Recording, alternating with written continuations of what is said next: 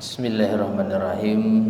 Assalamualaikum warahmatullahi wabarakatuh. Innal hamdalillah nahmaduhu wa nasta'inuhu wa nastaghfiruh wa na'udzu billahi min shururi anfusina wa min sayyiati a'malina. Man yahdihillahu fala mudilla lahu wa man yudlil fala hadiya lahu. Wa asyhadu an la ilaha illallah wahdahu la syarika lahu wa asyhadu anna Muhammadan abduhu wa rasuluh. Allahumma salli wa sallim wa barik ala nabiyyina Muhammadin wa ala alihi wa ashabihi wa man tabi'ahum bi ihsanin ila yaumiddin, amma ba'd. Ma'asyiral muslimin rahimani wa rahimakumullah. Kita lanjutkan kembali kajian kita membahas kitab Ahaditsul Akhlaq yang disusun oleh Fadilatul Syekh Abdul Razak Ibn Abdul Muhsin Al-Abbad Al-Badr hafizahumullahu ta'ala. Melanjutkan bagian yang ke-14, yaitu Al-Afu 'anin nas, memaafkan manusia. Pada pertemuan sebelumnya kita sampai pada penjelasan dari Al-Mu'allif hafizahullah tentang keutamaan memaafkan, yaitu ketika ada orang yang berbuat buruk kepada kita, baik dari ucapan maupun perbuatan, maka jangan kita balas dengan keburukan. Itu yang paling afdal. Meskipun boleh kita membalas dengan kadar yang sama, namun perintah Allah Subhanahu wa taala, idfa billati hiya ahsan as-sayyi'ah, balaslah keburukan dengan yang lebih baik. Itu mengandung makna bahwa memaafkan lebih afdal.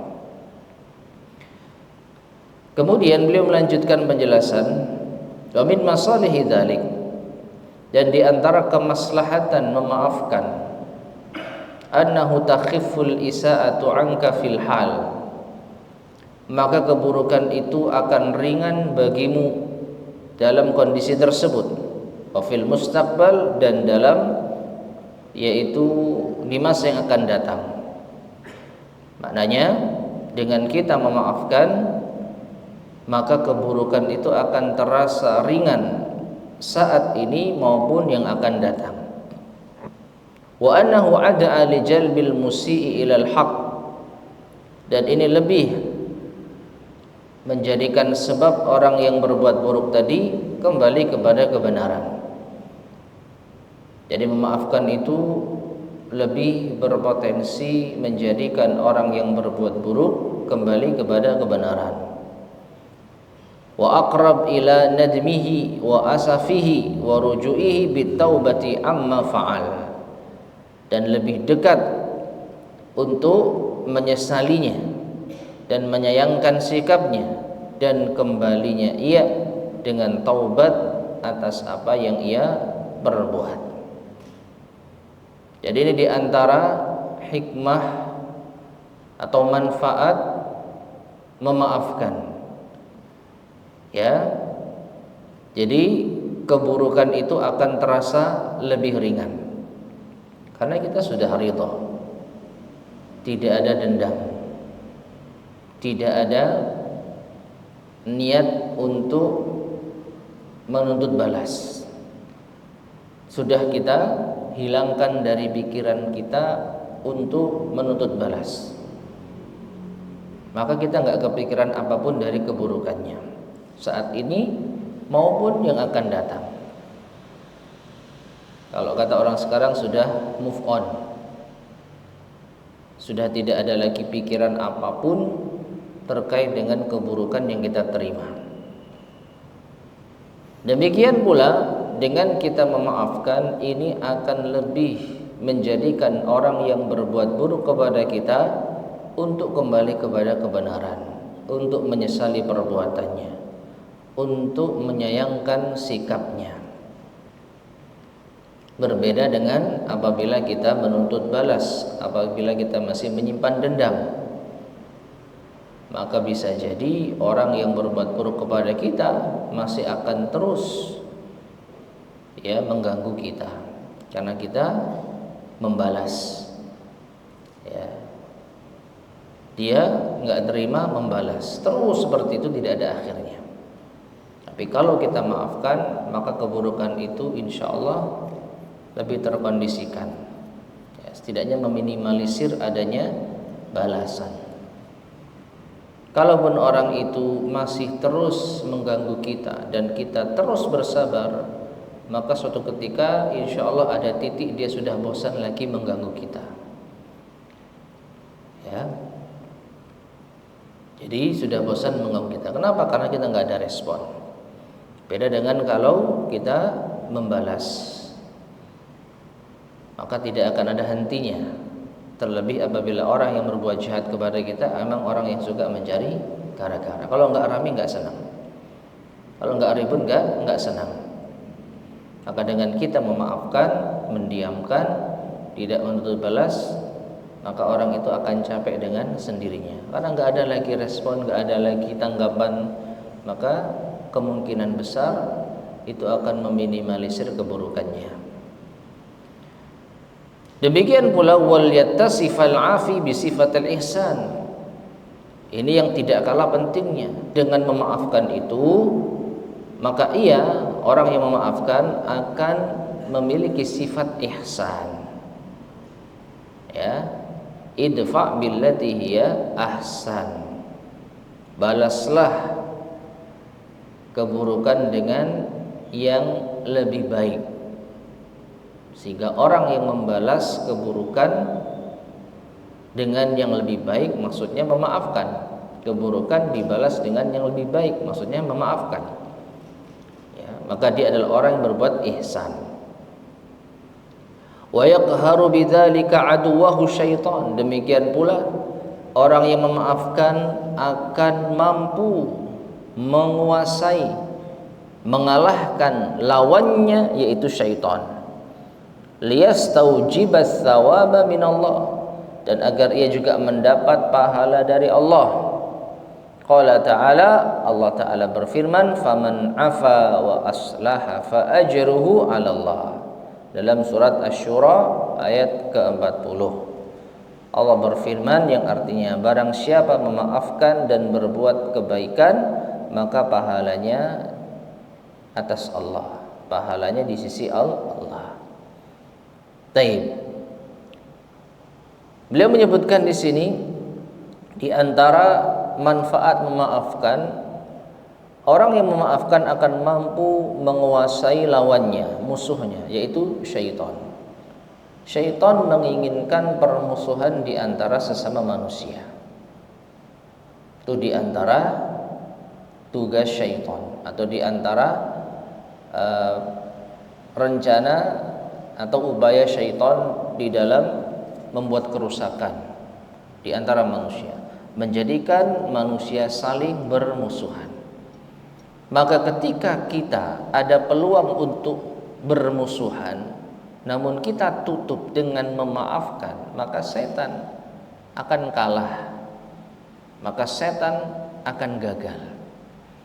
Tapi kalau kita menuntut balas, kemudian orang yang berbuat buruk kepada kita juga tidak terima, akhirnya menuntut balas pula, maka tidak akan ada akhirnya. Nah, setan senang. Karena apa?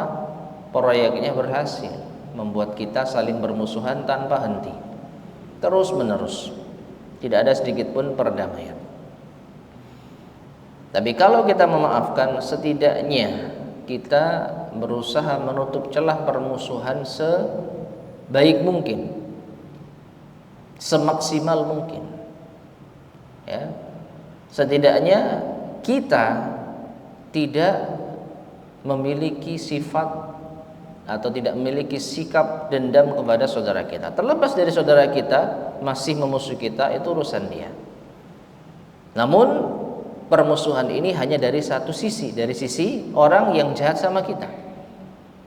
Ya, tapi kita sendiri karena memaafkan nggak ada perasaan apapun. Ya, beda dengan apa? Kalau kita masih ada dendam, kita masih menyimpan amarah, maka baru terjadi permusuhan, saling bermusuhan. Permusuhan dari kedua belah pihak. Ya, permusuhan dari kedua belah. Ini yang diinginkan syaitan. Tapi kalau kita memaafkan, meskipun pihak yang memusuhi kita itu tidak mau berdamai dengan kita, maka setidaknya saling permusuhan ini tertutup. Ya, setidaknya permusuhan hanya dari satu sisi yang jahat pada kita, sisi yang berbuat buruk pada kita. Kita tidak membalas keburukannya.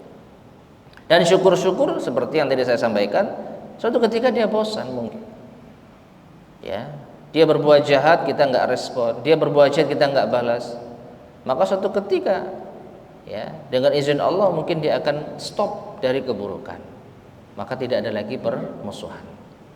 Nah, berarti kita telah berhasil mengalahkan lawan kita yang terbesar, yaitu syaitan, dengan memaafkan. Nah, kemudian wa maqamul afwi was safhi, dan kedudukan memaafkan dan berlapang dada, la yazidu sahibahu illa izzan wa rif'atan wa sumu wa qadrin fid dunya wal akhirah. Memaafkan itu tidaklah menambah pelakunya, melainkan kemuliaan dan kedudukan yang tinggi di dunia dan di akhirat. Orang yang memaafkan itu orang yang bertambah kemuliaannya dan semakin tinggi kedudukannya di dunia maupun di akhirat. Dalilnya an Abi Hurairah radhiyallahu anhu an Rasulillah sallallahu alaihi wasallam qala, dari Abu Hurairah radhiyallahu anhu dari Rasulullah sallallahu alaihi wasallam, beliau bersabda, ma naqasat shadaqatun min malin, tidaklah berkurang sedekah dengan harta. Maknanya orang yang bersedekah maka hartanya sebenarnya tidak berkurang. Wa mazadallahu 'abdan bi'afwin illa 'izzan, dan tidaklah Allah menambah hamba dengan sikap pemaafnya melainkan kemuliaan.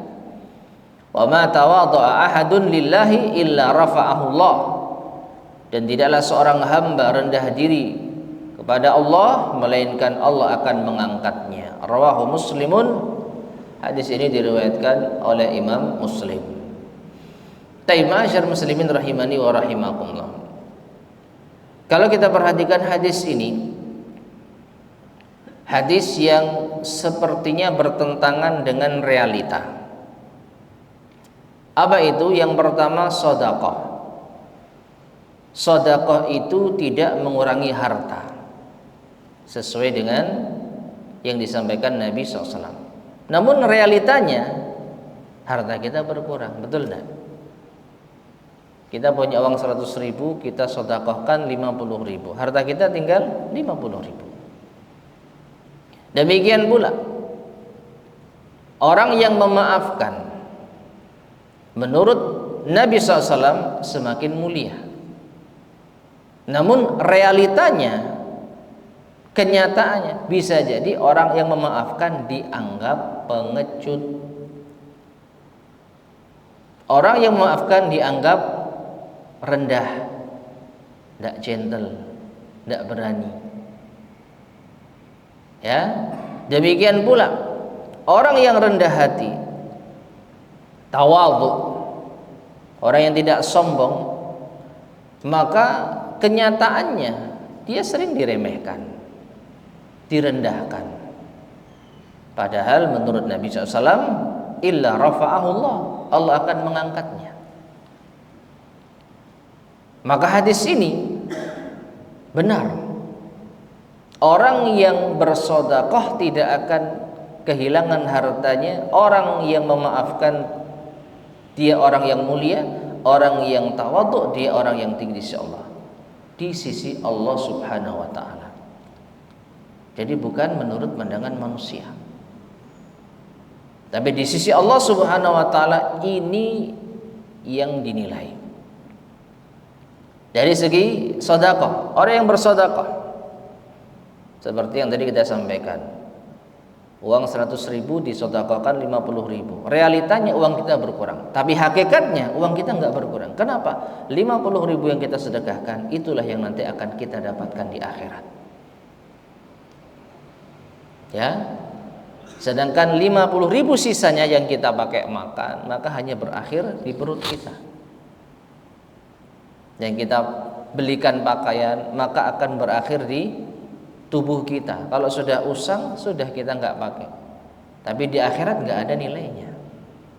Tapi uang yang kita sedekahkan 50.000 akan tetap tersimpan. Kapan kita ngambilnya? Nanti di akhirat. Itulah hakikat dari tidak berkurangnya harta yang disedekahkan. Ya. Makanya Nabi SAW pernah mengatakan, tidaklah manusia itu lebih mencintai harta ahli warisnya dibandingkan dengan hartanya sendiri. Para sahabat bertanya, tidak ya Rasulullah, nggak ada di antara kita yang suka harta ahli warisnya. Kita semua suka harta kita sendiri. Ya, maka Nabi SAW mengatakan, harta kita sendiri itu harta yang kita sedekahkan, karena itu akan tetap nanti, tidak akan sirna. Adapun harta yang kita tinggalkan, harta yang tidak kita bawa mati, itu harta ahli waris kita, yang kita seakan-akan ingin selalu menguasainya dan memilikinya. Kita simpan. Kalau mobil kita rawat, kalau rumah kita rawat, kita renov, kita perindah, tapi itu nggak kita bawa mati, maka sebenarnya itu harta ahli waris kita. Kenapa? Kalau kita sudah mati, diperebutkan oleh ahli waris kita, anak cucu kita.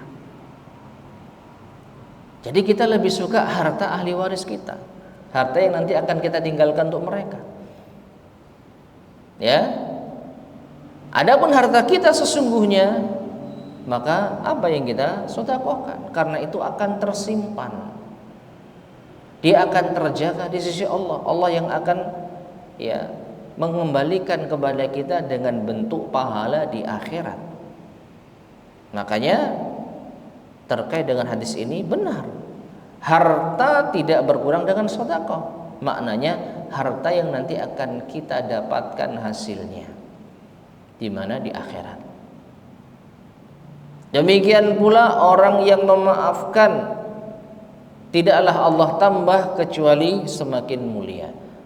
Di mata manusia boleh kita dianggap pengecut, penakut, tidak berani, atau hinaan apapun, namun di sisi Allah kita mulia.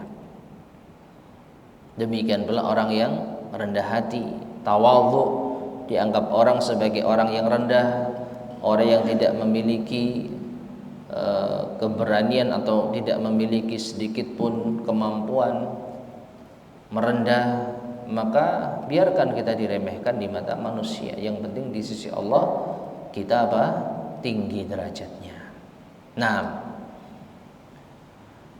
kemudian saya menjelaskan khilafu ma yadhunnuhu katsirun minan nas. Memaafkan ini mulia di sisi Allah, berbeda dengan apa yang dikira oleh kebanyakan manusia. Annahu dhullun wa mahanah. Bahwa memaafkan itu kehinaan dan kerendahan, harga diri bro, kan gitu kata orang. Ya, antum diperlakukan seperti itu nggak membalas, mana harga dirimu? Nah, itu kata orang. Ya. Fataqulun nafsul ammaratu bisu, maka jiwa yang selalu memerintahkan kepada keburukan, kaifa ta'fu wa tasfah. Ya, bagaimana mungkin kamu memaafkan dan berlapang dada? Wa qad fa'ala bika ma fa'al, dia sudah memperlakukanmu seperti itu. Mana harga dirimu? Wa tadfa'u ilal intiqam, sehingga jiwa kita yang memerintahkan kepada keburukan menyeru untuk balas.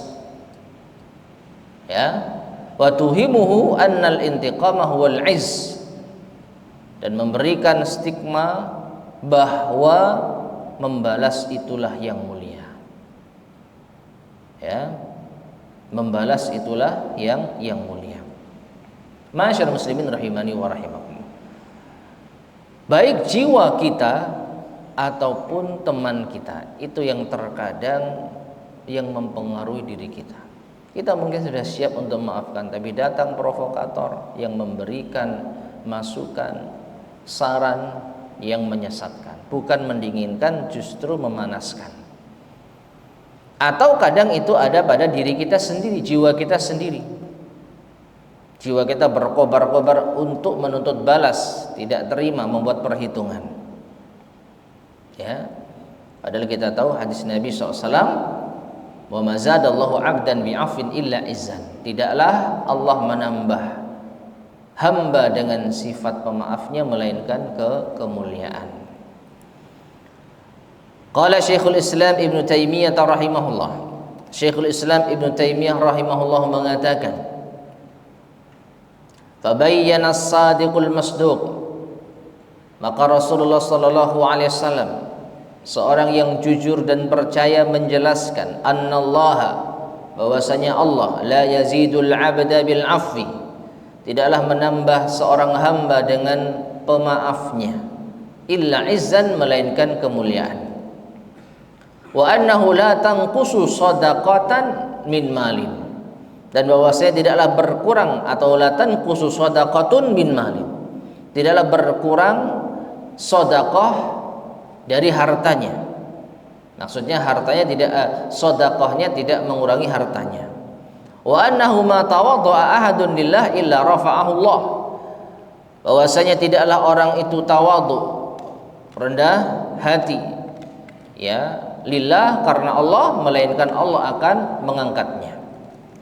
Wa hadza raddun, maka ini adalah bantahan, lima yadhunnuhu, bagi orang yang mengira, man yattabi'u dhanna, orang yang mengikuti prasangkanya, wa matahwal anfus, apa yang diinginkan oleh jiwanya, min annal afwa yuzilluhu, bahwa memaafkan itu akan membuatnya hina.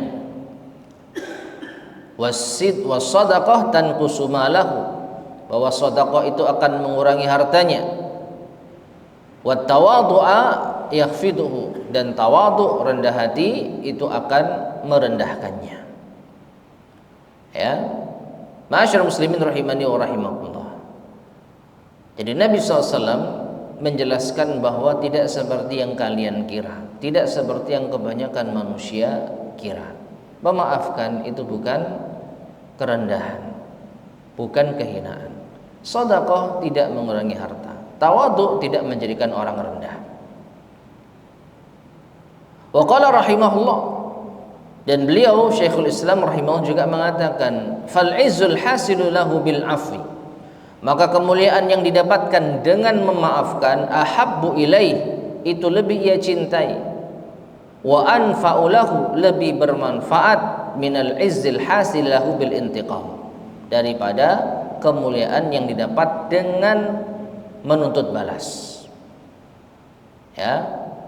Ya, mungkin ada sedikit kemuliaan dengan menuntut balas, ada sedikit apa? Izzah dari menuntut balas. Tapi orang yang memaafkan lebih mencintai kemuliaan dengan memaafkan daripada kemuliaan dengan menuntut balas. Mengapa? Fa inna hadza izzun fil zahir, karena membalas itu kemuliaan dari sisi zahir, yang nampak kita mulia. Ya, yang dilihat orang kita berani, kita menjaga harga diri, kita tidak dianggap pengecut, kita tidak dianggap orang yang lemah, sehingga mungkin kita akan mendapatkan kemuliaan dari situ. Kemuliaan secara apa? Zahir. Wa huwa yurisul batina dzullan, namun ini justru mewariskan di dalam batin kita kehinaan. Zahirnya kita nampak mulia, namun batin kita justru hina. Wal afu dzulun fil batin, sedangkan memaafkan awalnya mungkin karena kehinaan di dalam hati, Karena apa? Di awal kita mendapat perlakuan buruk, kita mungkin merasa nelongso, batin kita merasa hina awalnya. Wa huwa yurithul izza batinan wa zahiran. Namun pada akhirnya akan mewariskan kemuliaan di batin dan di zahir. Ya. Jadi kata Syekhul Islam Ibnu Taimiyah rahimahullah, kesimpulannya dengan memaafkan, maka awalnya mungkin kita terasa hina, namun pada akhirnya manis.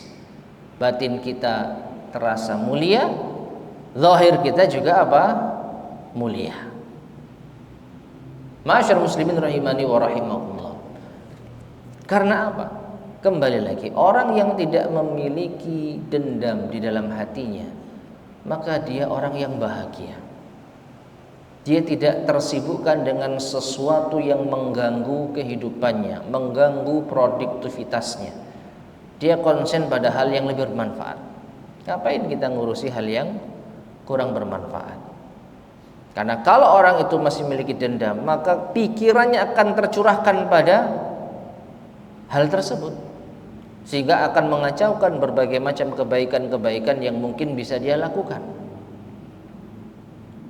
Yang mungkin pernah kita sampaikan, kemana-mana serba nggak tentram, ya, musuhan sama orang, awal harusnya ke masjid itu tenang, tapi lihat mukanya melenak, ya, harusnya dia datang soft sini, ada fulan, dia pindah soft sana, apa enak gitu itu? Semoga nggak ada di sini ya, semoga nggak ada. Tapi kalau ada permusuhan seperti itu, jiwanya nggak bisa tenang. Mau ke masjid, harap-harap semoga fulan nggak ada. Nggak, begitu ada, aduh ada, langsung sesek. Di jalan ketemu dari jauh, balik. Ngapain? Bela ini putar balik berapa kilo supaya nggak ketemu fulan. Hati jadi sesak. Gara-gara apa? Dendam. Gara-gara dendam. Tapi kalau orang memaafkan, pelong dia, nggak ada sedikit pun dendam, jadi dia masih bisa produktif kehidupannya. Ya sholat aja, jejeran aja, ya. Meskipun sebelahnya mungkin kurusuk, tapi dia nggak ada rasa apa-apa. Kalau dimusuhi ya terserah dia, yang penting saya nggak memusuhi. Dia bersikap tidak baik kepada kita, terserah dia, yang penting kita bersikap baik kepadanya. Tenang. Awalnya mungkin merasa berat, nelongso, kita kok diperlakukan seperti itu ya. Tapi lama kelamaan kita akan tenang, ya. Nah ini yang disebutkan Syekhul Islam Taimiyah rahimahullah, memaafkan itu kerendahan. Di awal batinnya mungkin merasa nelongso, tapi pada akhirnya mewariskan kemuliaan secara batin, karena dia sudah nggak kepikiran apapun, move on. Dan secara zahir dia tidak takut dengan apapun, ya. Dia tidak khawatir kalau ketemu, dia tidak khawatir kalau berpapasan, dia tidak khawatir kalau apapun itu, maka mulia hidupnya, nggak ada yang ditakutkan, ya. Wa man taqama, terlebih lagi ma'asyar muslimin rahimani wa rahmatullah, Rasulullah SAW manusia terbaik. Wa man taqama Rasulullah sallallahu alaihi wasallam li nafsihi qad, tidak pernah Rasulullah SAW marah, balas dendam, ya, apabila dirinya diganggu, apabila beliau disakiti. Illa an tuntahaka maharimullah, kecuali apabila ada kehormatan Allah yang dilanggar. Kalau ada yang melakukan keharaman terkait dengan hak Allah, maka beliau marah. Fayantaqimu lillah, sehingga marahnya beliau karena Allah, bukan membela diri, bukan karena harga diri. Ya, wa hada min kamali khuluqihi wa karimi safhihi wa afwihi. Maka ini diantara kemuliaan akhlak beliau, kesempurnaan akhlak beliau, dan kemuliaan lapang dadanya beliau, dan sifat pemaaf beliau. Ma'asyar muslimin rahimani wa rahimakumullah. Terlalu banyak kisah sejarah Nabi kita Muhammad SAW yang menggambarkan hal ini. Sebelum kita bacakan beberapa hadis yang terkait dengan bagaimana Nabi SAW memaafkan, maka dalam sirah nabawiyah ketika kita membahas tentang sejarah kehidupan Nabi SAW, khususnya tatkala beliau masih berada di kota Mekah, betapa banyak beliau mendapatkan perlakuan-perlakuan buruk dari orang-orang Quraisy, dari penduduk Taif. Ya, bahkan beliau sempat ditawari oleh malaikat penjaga gunung yang ada di kota Mekah untuk menimpakan pada penduduk Taif 2 gunung besar di kota Mekah. Kalau Nabi mau, silahkan. Tapi Nabi SAW memilih memaafkan. Beliau berharap akan keluar dari anak keturunan mereka orang-orang yang beribadah kepada Allah semata, tidak berbuat syirik, dan Allah kabulkan. Naam, an Aisyah radhiyallahu anha, dari Aisyah radhiyallahu anha, zaujin Nabi sallallahu alaihi wasallam, istri Nabi sallallahu alaihi wasallam, annaha qalat, bahwasanya beliau berkata, ma khuyyira Rasulullah sallallahu alaihi wasallam baina amrayni illa akhadha aysarahuma. Tidaklah Rasulullah sallallahu alaihi wasallam diberi pilihan 2 perkara, melainkan beliau mengambil yang paling mudah, malam yakun itsman, selama itu bukan dosa. Kalau beliau diberikan pilihan, beliau ambil yang paling mudah selama itu bukan dosa. Fa in kana itsman, tapi kalau itu dosa, kana ab'adan nasimin, maka beliau orang yang paling menjauhinya. Wa man taqama Rasulullah sallallahu alaihi wasallam li nafsi illa an tuntahaka hurmatullahi azza wa jalla. Dan tidaklah pernah Rasulullah sallallahu alaihi wasallam marah, ya, dendam apabila dirinya diganggu, kecuali apabila kehormatan Allah yang dilanggar, maka beliau marah. Muttafaqun alaih. Ini hadis terkait dengan apa yang disampaikan oleh Syekh Abdul Razak hafizahullah taala. Wa an Anas bin Malik radhiyallahu anhu, dan dari Anas bin Malik radhiyallahu anhu, qala, beliau berkata, kuntu amshi ma'a Rasulillah sallallahu alaihi wasallam, aku pernah berjalan bersama Rasulullah sallallahu alaihi wasallam, wa alaihi ridaun najraniyun ghalidul hasyiyah. Beliau saat itu memakai selendang atau mantel, ya, atau pakaian yang dikenakan di luar, ya, seperti mungkin jubah luar gitu, ya, yang berasal dari Najran, ghalidul hasyiyah, bagian tepinya itu kasar, ya, bagian tepi kainnya itu kasar. Fa adrakahu a'rabiyun, maka ketika beliau bertemu dengan orang Arab Badui, jazabahu atau jazabahu, ya, biridaihi jazbatan syadidatan, maka orang Arab Badui ini menarik, ya, mantelnya Nabi atau kain yang dipakai Nabi SAW dengan tarikan yang sangat keras. Nadartu ila safhati unuqi Rasulillah SAW wa qad atharat biha hasyiatur rida, dan ketika aku melihat permukaan kulit dari pundak Nabi SAW, ya, aku melihat di leher beliau permukaannya itu apa? Ada bekas memar. Karena apa?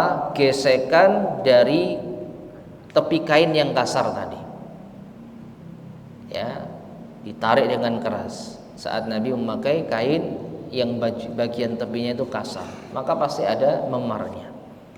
Nah, summa qal, lalu orang ini, Badui ini mengatakan, ya Muhammad, murli min malillahi alladhi indak, berikan untukku harta dari Allah yang ada padamu, minta bagian.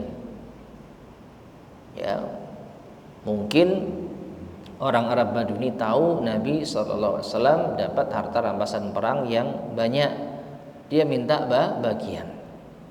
Faltafata ilaihi Rasulullah sallallahu alaihi wasallam fadhahika, maka Rasulullah SAW menoleh padanya dan tertawa.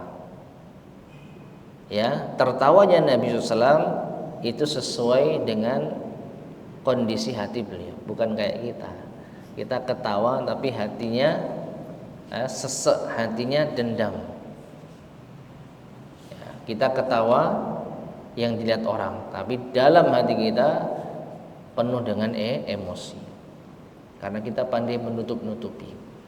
Tapi Rasulullah SAW tidak. Apa yang beliau tampakkan itu yang ada dalam hati beliau. Jadi beliau tertawa, tidak marah. Meskipun punggung beliau, leher beliau memar.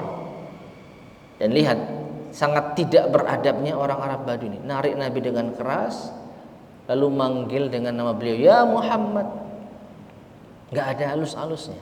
Tapi Nabi SAW tidak marah. Beliau tertawa dan memerintahkan para sahabatnya untuk memberikan bagian harta kepada Arab Badui itu. Muttafaqun alaih, hadisnya sahih, diriwayatkan Bukhari dan Muslim. Nah, siapa di antara kita yang bisa seperti itu? Ya. Paling banter, sikta. Nah, ditarik, sikta alon-alon, sabar, oleh-oleh. Ya, meskipun kita sebaik apapun, insya Allah kita kasih, tapi pasti ada tindakan ya sabar, jangan buru-buru, loroi gitu, lu abang kabeh kan. Nah, ya. Nabi SAW tertawa, tahu beliau ada memar di leher beliau, tapi Nabi tidak mempermasalahkan. Beliau memaafkan, intinya maafkan. Ya. Bukannya sekedar maafkan, beliau berikan haknya, beliau berikan harta yang diinginkan tanpa sedikit pun ada dendam. Nah, inilah Nabi kita yang mulia sallallahu alaihi wasallam, yang kata Allah Subhanahu wa taala, wa innaka la'ala khuluqin azim.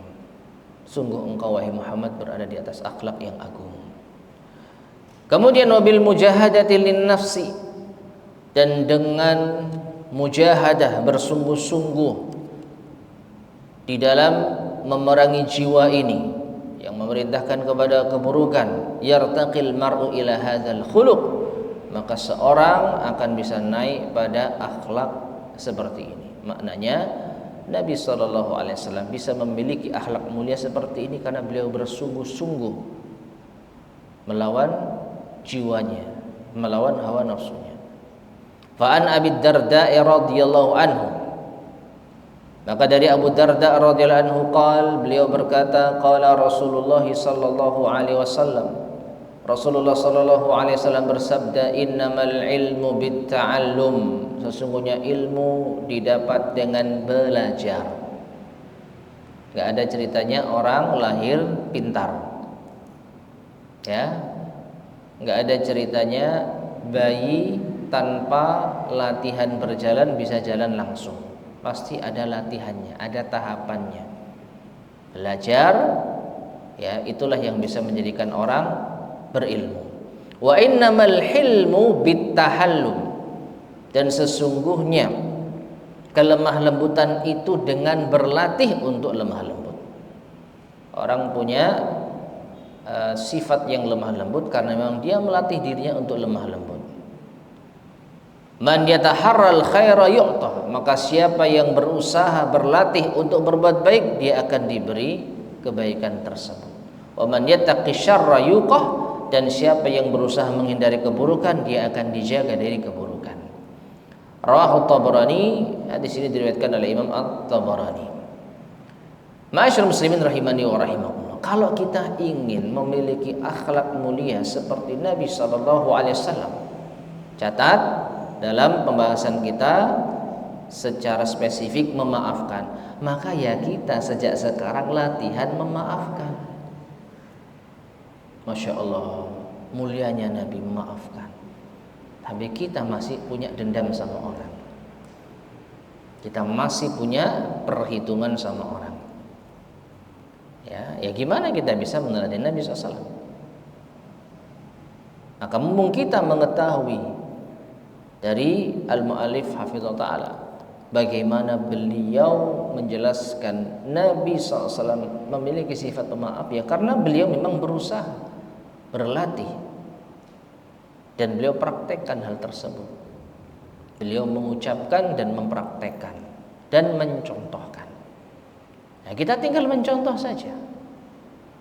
Maka kalau kita berangan-angan ingin menjadi orang yang pemaaf, latihan sejak sekarang. Ya, apapun permasalahan yang kita rasakan yang mungkin masih ada ganjalan pada orang lain, coba kita maafkan. Ya, kita mulai, kita latih diri kita. Ya, hilangkan semua dendam kita pada orang lain yang pernah berbuat buruk kepada kita. Ya, meskipun tidak perlu kita sampaikan, cukup kita dalam hati. Mungkin kita belum bisa bicara secara langsung, maka kita hati kita dulu tata. Wis tak anggap mari mbek wong iku wis. Ya, tidak perlu diungkit-ungkit, tidak perlu dipikirkan. Alami saja. Dan ketika ketemu, ya, kita latih diri kita untuk ya sudah, seakan-akan nggak ada apa-apa. Ini kalau kita di pihak yang dizalimi, di pihak yang diperlakukan buruk. Tapi kalau kita yang menzalimi, ya kita harus minta maaf. Meskipun mungkin orang lain sudah maafkan. Ya. Jangan kita mengandalkan orang itu pemaaf kok, tapi kita zalim terus. Jangan. Kalau kita merasa punya salah, maka kita segera meminta maaf. Itu lebih baik. Tapi kalau kita yang diperlakukan buruk, maka jangan nunggu orang lain minta maaf. Kita maafkan. Latihan. Ya. Terlepas dari mungkin kita belum bisa menyampaikan, ditambah lagi ya nggak perlu kita sampaikan, ya. Karena apa? Mungkin orang lain merasa nggak bersalah. Tiwas kita memaafkan, ternyata dia nggak merasa bersalah. GR lah. Pak, sama tak maafkan. Lah, aku salah apa nang kon? Tak malu kita. Ya, maka mending ya sudah. Kalau orang lain berbuat salah kepada, yang menurut kita itu salah, ya sudah maafkan saja, tidak perlu dibahas, tidak perlu diperbincangkan. Baik orang itu merasa bersalah atau tidak, anggap nggak ada apa-apa, sudah. Nggak perlu diungkit-ungkit, nggak perlu disinggung dan lain sebagainya. Ya, coba latihan seperti itu. Qala al-Fudail ibnu Iyad rahimahullah. Fudail ibnu Iyad rahimahullah mengatakan, idza ja'aka syakhsun, apabila datang seseorang kepadamu, yashku akhar, mengeluhkan orang lain, ya, curhat, fulan ini loh kok seperti ini, fulan ini kok berbuat buruk sama aku. Faqul lahu, maka ucapkan padanya, ufu anhu, maafkan. Fa innal afwa aqrabu li taqwallahi jalla wa ala, karena memaafkan itu lebih dekat pada takwa kepada Allah Subhanahu wa taala. Ini teman yang baik. Bukan justru malah menjadi provokator, menjadi kompor. Ya. Bukan justru disulut emosinya, tapi justru diredakan. Sudah, maafkan aja. Karena apa? Memaafkan lebih dekat pada takwa. Fa in qala lak, tapi kalau orang itu berkata kepadamu, inna qalbi la yahtamilu al-afwa anhu, hatiku tidak sanggup, berat rasanya memaafkannya. Walakin uridu an antasira minhu kama amara Allah. Tapi aku ingin untuk membela diri darinya sebagaimana perintah Allah. Maksudnya apa? Allah membolehkan kita membalas. Jadi orang ini berat kok memaafkan. Kalau memaafkan berat bagi saya, tapi saya maunya balas. Maka kata Fudail ibnu Iyad, in kunta tuhsin an tantasira ay kama amara Allah. Silahkan kalau kamu bisa berbuat baik di dalam membela diri, membalas seperti perintah Allah. Apa itu? Membalas dengan yang serupa. Ya, wa jazaa'u sayyi'atin sayyi'atun mithluha. Balasan dari keburukan yang serupa. Silahkan. Wa illa, tapi kalau kamu nggak bisa, fa alaika bil afwi, maka lebih baik kamu maafkan. Kalau kamu khawatir berlebihan di dalam membalas, maka lebih baik maafkan. Fa innahu babun wasi', karena itu pintu yang sangat luas. Memaafkan pintu yang sangat luas. Baik, sudah masuk waktu Isya ya? Sudah. Nah, baik, bisa adzan terlebih dahulu. Tafadhol, silakan. Bismillahirrahmanirrahim. Ma'asyiral muslimin rahimani wa rahimakumullah. Jadi Fudail ibnu Iyad radhiyallahu anhu atau rahimahullah memberi nasihat kalau ada orang yang datang kepada kita mengeluhkan tentang orang lain yang menyakitinya, maka hendaknya kita menasehatinya untuk memaafkan. Kalau ia bersikeras untuk menuntut balas, maka sampaikan kepadanya, silahkan kamu balas dia, tapi harus sama, tapi harus seimbang, setara, jangan berlebihan. Tapi kalau kamu tidak bisa, kamu khawatir emosimu menjadikanmu melampaui batas, maka lebih baik maafkan. Jadi yang pernah kita sampaikan di pertemuan sebelumnya, sulit kita membalas dengan yang serupa. Ya, apalagi kita berada di pihak yang emosi. Kalau orang mengganggu kita, mungkin itu refleks. Dia mengata-ngatai kita sekali. Nah, kita yang berada di pihak yang ingin membalas, rasanya belum puas kalau cuma sekali. Kita tambah, kita kata-katai 2 kali, 3 kali. Maka sekarang status kita bukan jadi pihak yang terzolimi, justru kita menjadi pihak yang menzolimi. Maka Fudail ibn Iyad lebih baik sarankan untuk memaafkan. Nah, wahada tanbihun jalil, dan ini adalah peringatan yang mulia, li'anna katsiran minan nas, karena kebanyakan manusia fi maqamil intiqam, dalam membalas, mimman asa ilaih, membalas orang yang berbuat buruk kepadanya, la yaktasiru ala sayyi'atim misli sayyi'atil lati nila minhu biha. Ya, kebanyakan dia enggak cukup membalas keburukan dengan yang semisal. Bal yatajawazu wa yata'adda wa yadhlim. Karena apa? Ya, dia pasti akan berlebihan dan melampaui batas sehingga menjadi pihak yang berbuat zalim. Dan itu menjadi hal yang lumrah, dalam artian orang kalau membalas biasanya pengen yang lebih dahsyat, pengen yang lebih keras. Beda dengan orang yang berbuat zalim di awal. Dia mungkin tanpa sengaja atau dengan sengaja iseng pada kita, lalu kita diperlakukan buruk.